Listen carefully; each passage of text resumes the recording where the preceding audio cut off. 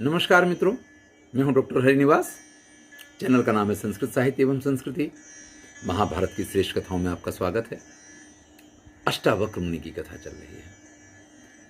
जैसे सूर्य का उदय होता है और सारे तारागण ऐसे छुप जाते हैं, पता ही नहीं चलता है कि आकाश में कहां है वो। इसी प्रकार से आपके उन विद्वान बंदी को आज मैं खत्म करने आया। कहां है? बुलवाइए उनको।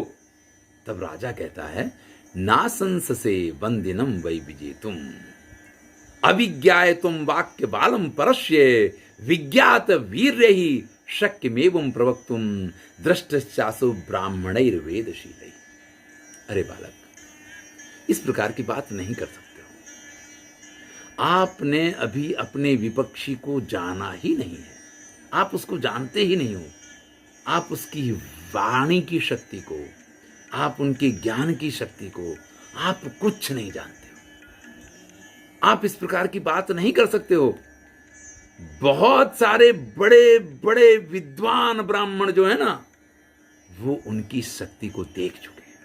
अष्टावक्र का आत्मविश्वास देखिए। अष्टावक्र कहते हैं, विवादितोऽसौ नहि मादृशैर्हि सिंहीकृतस्तेन वदत्य भीतः समेत्य माम निहता शेष्यतेद्य मार्गे भग्नम सकट मिवाचलाक्षम। मेरे जैसे सिंह से पाला नहीं पड़ा है। जब मुझसे पाला पड़ेगा ना, तो जिस गाड़ी का पहिया टूट गया हो और वो शकट, वो गाड़ी वहीं की वहीं स्थिर हो जाती है, इसी प्रकार से मुझसे शास्त्रार्थ करने के बाद आपके विद्वान बंदी जो है ना, वो चुप हो जाएंगे। तूष्णीम भूता, चुप हो जाएंगे। राजा को लगता है कि भाई बालक तो बड़ा तेजस्वी है, हर बात का उसके पास जो आत्मविश्वास है वो भी श्रेष्ठ है। ऐसे में राजा कुछ प्रश्न कर लेते हैं कि चलो भैया, विद्वानों की सभा में वो भी बैठते हैं। और महाराज जनक उससे प्रश्न करते हैं, त्रिंशक द्वादशाशस्य चतुर्विंशति पर्वणः यस्त्री षष्ठी सतारस्य वेदार्थम स परः कवि। एक तरीके से जैसे हम पहेलियां पूछते हैं ना, इस प्रकार की बात है। भाई, स परः कवि वो विद्वान होता है जो इस बात को जाने। किस बात को? त्रिंशक द्वादशांशस्य चतुर्विंशति पर्वणः यस्त्री षष्ठी सतारस्य।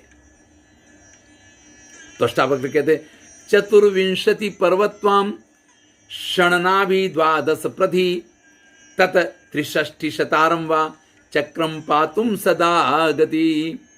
राजन, 12 अमावस्या और 12 पूर्णिमासी, ये चतुर्विंशति, ये 24 पर्व हैं। 12 अमावस्या होती हैं 12 महीने की, और 12 पूर्णिमासी होती हैं। षणनाभि और 6 जो हैं वो ऋतुएं होती हैं, तो 24 और 6 30 हो गई। प्रधितत्ते त्रिषष्टि शताधरम, और 12 महीने के अंश और 360 जो इसके दिन होते हैं, वो उसकी अराएं हैं।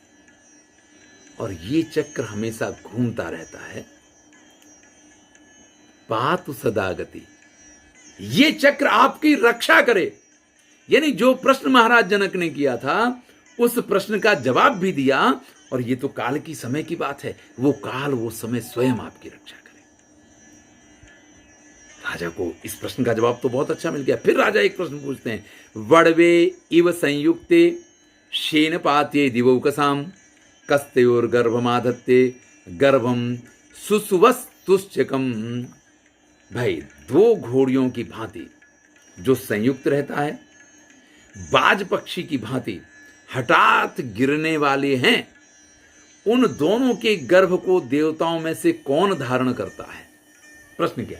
मैंने कहा ना, पहली जैसी बातें हैं, क्योंकि शास्त्रार्थ में तो यही होता है।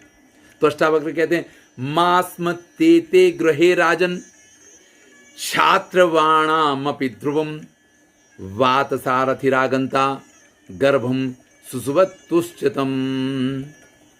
हे राजन, दोनों तुम्हारे शत्रुओं के घर पे भी कभी ना गिरे। वायु जिसका सारथी है और मेघ जिसको धारण करता है, मेघ और वायु, ये दोनों घोड़ी की तरह जिसको लेके चलते हैं, ये दोनों घोड़ियों के जो गर्भ में विद्यमान रहती है, वो बिजली जो आसमान से गिरती है, ना करे नारायण कि आपके शत्रु के घर पे भी वो कभी गिरे। देखिए, जवाब भी देना और उस जवाब के साथ कुछ ऐसी काव्यमय बात करना जो उसकी विद्वत्ता को और बढ़ा दे, ये अष्टावक्र बड़ा सुंदर जवाब देते हैं। राजा और एक प्रश्न पूछता है, किंस्वित सुप्तम न निमिपति, किंस्वित जातम न चोपति, कस्यचित् हृदयम नास्ति, किम स्विद वेगेन वर्धते। चलो बताओ, सोते समय किसकी आंखें बंद नहीं होती? किंस्वित सुप्तम न निमिषति, सोते हुए भी जो अपनी आंखें बंद नहीं करता है। किम स्विजातम न चोपति, और कौन है जो जन्म लेने के बाद भी आगे नहीं बढ़ता है? कस्य स्विद हृदयम नास्ति, और किसके पास हृदय नहीं है? किम स्विद वेगेन वर्धते, और वेग से किसकी अभिवृद्धि होती है? अष्टावक्र इसका भी जवाब देते हैं। मत्स्यः सुप्तो न निमिषति, मछली सोते हुए भी आंख बंद नहीं करती है। अंडम जातम न चोपति, और अंडा जन्म लेके भी गति नहीं करता, आगे नहीं बढ़ता है। अस्मनो हृदयम नास्ति, पत्थर के पास हृदय नहीं होता है। नदी वेगे न वर्धते, और नदी जो है वो वेग के साथ आगे बढ़ती है। महाराज जनक ने जो जो प्रश्न पूछे, पहेलियों की तरह पूछे, सबके जवाब और सटीक जवाब। महाराज जनक की कल्पना से परे की बात है, इन बालकों के मुंह से सुने। नत्वाम मन्ये मानुषम देवसत्वम, महाराज जनक कहते हैं, हम आपको मनुष्य तो मान ही नहीं सकते हैं, क्योंकि इतने छोटे छोटे मनुष्यों के बालक तो इस प्रकार की विद्वत्ता नहीं रख सकते हैं। नत्वम बालास्थिविरः सम्मतो में, और तुमको बालक भी कैसे कहूं? तुम तो बड़े बड़े वृद्धों के, वयो वृद्धों के नहीं, ज्ञान वृद्धों के कान काटो ऐसे हो भाई, तो आपको तो हम बालक भी नहीं कह सकते हैं। नते तुल्यो विद्यते वाक् प्रलापे, और तुम्हारी तरह वाक्य संरचना बोलने में इतना होशियार मैंने किसी को नहीं देखा। मतलब मैंने कहा था ना कि राजा प्रश्न पूछता है तो राजा को प्रश्न का जवाब भी देता है, और समय की बात है तो कहते हैं कि समय आपकी रक्षा करे। जब राजा ने बिजली के बारे में पूछा तो ये तो बता दिया कि ये क्या तत्व है, लेकिन ये कहते कि आपके दुश्मनों के ऊपर भी ना पड़े। और जब राजा ने तीसरा प्रश्न किया और उसमें सारी चीजें पूछी तो उन सबके भी जवाब दे दिए, तो राजा को ये लगता है तस्मात् द्वारम वितराम येष बंदी, तब फिर तो आपके लिए अब ये दरवाजे खुलते हैं, अब आपको बंदी से मिलने से कोई नहीं रोक सकता है। महाराज जनक को संपूर्ण रूप से प्रभावित करके, परम ज्ञानी जनक को संपूर्ण रूप से प्रभावित करके, और बंदी की सभा में या महाराज जनक के उस यज्ञ में जहां बंदी का एक छत्र राज्य चलता है, अष्टावक्र प्रवेश करते हैं। प्रवेश करने के बाद वो सीधे बंदी को ही ललकारते हैं। ध्यान दीजिएगा, अष्टावक्र का लक्ष्य है कि मेरे पिता को जिसने इस स्थिति में पहुंचाया, या मेरे पिता की मृत्यु का जो कारण है, मुझे उसको सिखाना है। तो जाकर के न मेद्य वक्ष्यतिवादिमानिन ग्लहम प्रपन्नः सरितामिवागमः हुतासनस्येव समिद्ध तेजसः स्थिरो भवस्वेव ममाद्य वंदिन। स्वयं को बहुत बड़ा अतिवादिन माने, शास्त्रार्थी मानने वाले, आज तुम्हारे सामने एक दाव लग गया है। ग्लहम प्रपन्ना सरितामिवागमः, आज आपके सामने अभी तक आपने जैसे विद्वानों को पानी में डुबोया था,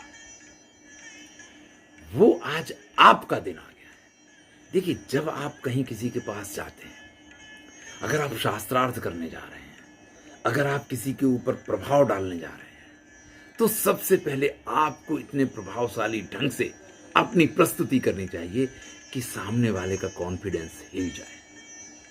यहां तो बिल्कुल बालक हैं, आपसे कहा कि 12 वर्ष की उम्र है और देखने में तो बिल्कुल 10 वर्ष के लगते। द्वारपाल तो यही कह रहा था, हुतासनस्येव समिद्ध तेजसः, जैसे प्रलय काल की प्रज्वलित अग्नि उसके सामने बड़ी बड़ी नदियां बहती चली आ रही हो ना, पता ही नहीं चलता पानी कहां जाता है।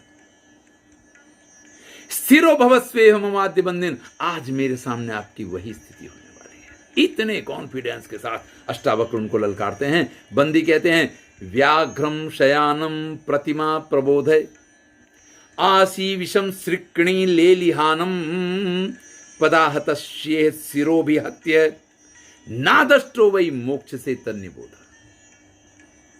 सोते हुए शेर को जगाया नहीं जाता है।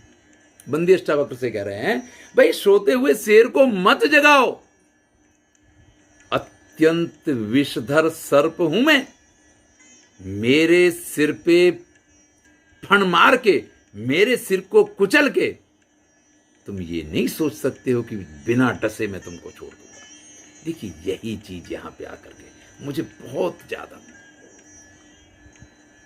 आपकी उपमाएं जो होती हैं, आप अपने व्यक्तित्व के बारे में जो कहते हैं, वो कहीं ना कहीं आपकी चीज को व्यक्त करता है।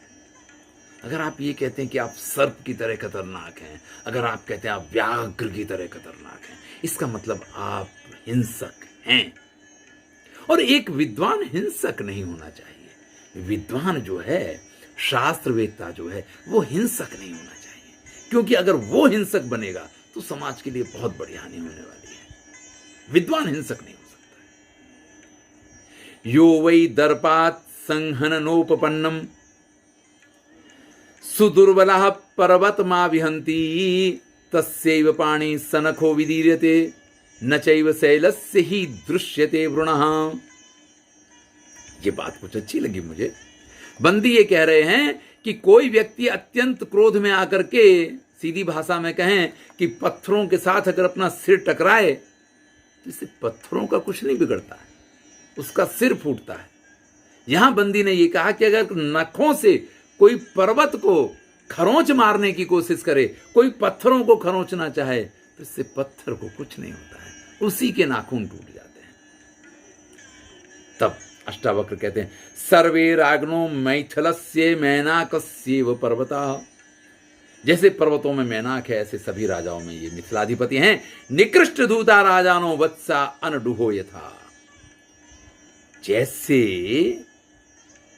बछड़े जो हैं वो बैलों से हमेशा छोटे होते हैं, इसी प्रकार से महाराज जनक के सामने सभी लोग छोटे हैं। देखिए पहले राजा के ऊपर प्रभाव जरूरी है, क्योंकि निर्णायक स्थिति में राजा है। क्या निर्णय लेना है वो बाद में राजा लेगा। मैं ये नहीं कह रहा हूं शास्त्रार्थ का निर्णय लेगा, वो तो पूरी सभा बैठी हुई है। लेकिन अगर बंदी परास्त होते हैं तो बंदी को जल में डुबोना है तो भी निर्णय राजा लेगा। और अष्टावक्र अगर पराजित, अष्टावक्र तो ऐसा सोच ही नहीं सकती कि वो पराजित होंगे, लेकिन अगर वो भी पराजित होते तो ये निर्णय तो राजा को ही लेना है। बंदी तो सिर्फ आज्ञा देंगे। अब उस कार्य को फलीभूत करने का काम राजा का था। तो राजा की प्रशंसा से बात शुरू होती है। यथा महेंद्र प्रवरः सुराणाम नदी सुगंगा प्रवरा यथैव तथा नृपाणाम प्रवरस्त्वमेको बंदी समभ्यान्नय मत सकाशम।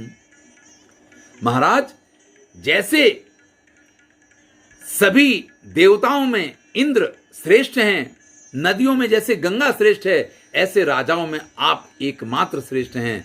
उन बंदी को आप मेरे सामने ले आइए। ये सिर्फ चर्चा नहीं, आज हो जाना चाहिए जो होना है। उक्ते वाक्ये चोत्तरम में ब्रवीहि वाक्यस्य चाप्युत्तरते ब्रवीसि। आज मैं चाहता हूं कि वो पूछें और मैं जवाब दूं, और मैं पूछूं तो वो जवाब दें। यानी आज शास्त्रार्थ हो जाए, आप उनको बुला लीजिए। तो चलिए अगले वीडियो में महर्षि अष्टावक्र का बंदी के साथ किस प्रकार से शास्त्रार्थ होता है। देखिए ये वीडियो लंबे भी हैं, इनमें मैं एक एक श्लोक को भी लेता हूं, लेकिन ये प्रसंग ऐसा है, ये चीजें ऐसी हैं कि जिनको आप संक्षिप्त नहीं कर सकते हैं। अगला वीडियो भी लंबा होगा, आपको अच्छा लगे तो सुनिए। अगर आपको इसमें अरुचि लगती है तो भी मेरे लिए बड़ा रुचिकर विषय है। जिन विद्वानों को इसको सुनने में रस पड़ेगा, जिन लोगों को ये बातें अच्छी लगेंगी, ये उनके लिए है। धन्यवाद।